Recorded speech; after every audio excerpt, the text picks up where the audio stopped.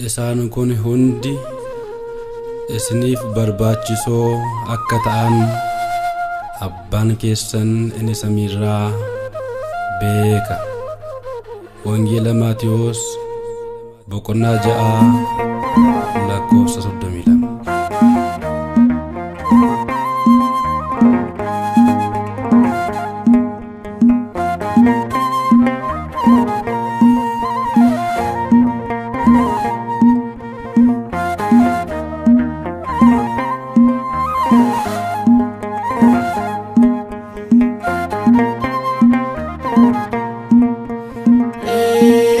Jesus atabakia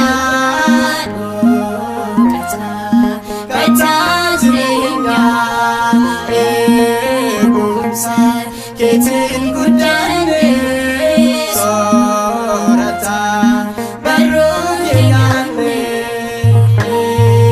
Jesus atabakia kata jinga ketin gudane sorata baruyane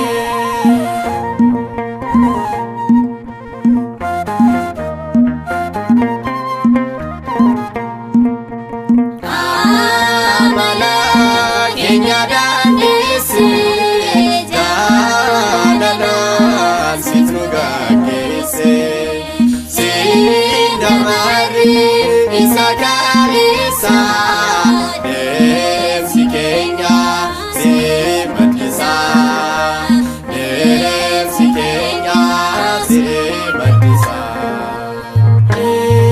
Jesus atabakia kata jinga ebumsa ketin gudane sorata baruyane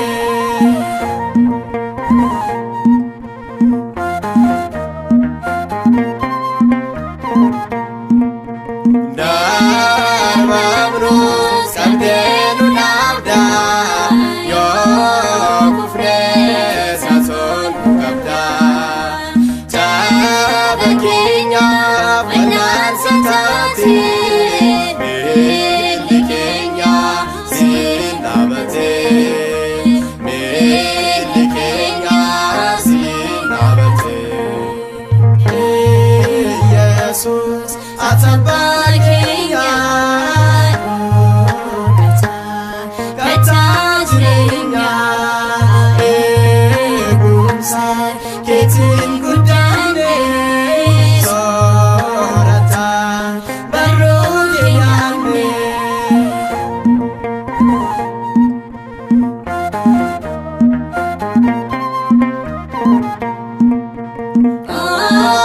sarisa intitiramne ogumma sirabarane waeke yonugabano no moke no tishakino no moke no tishakino Jesus atabakia kata jinga ebumsa ketin gudane sorata baruyane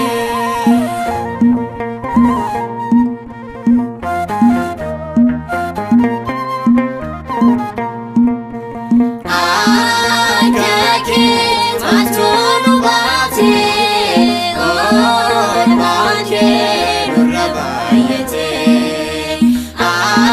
aretanus nutijin babne abake tasanagane abake tasanagane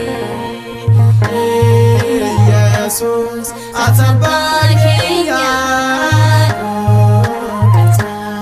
kata jinga ebumsa ketin gudane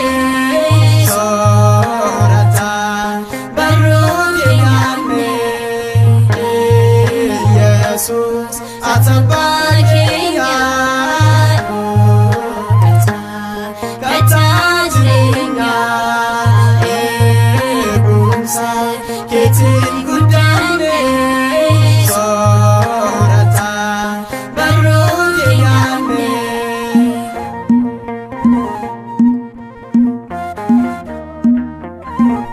muka kaasee kan nu jalqabsiisee kan nu xumursiisee Sillaaseef galanni haa ta'u. Eebbi haadha keenyaa durbee maalamii bara baraan nu wajjin haa ta'u. Ameen.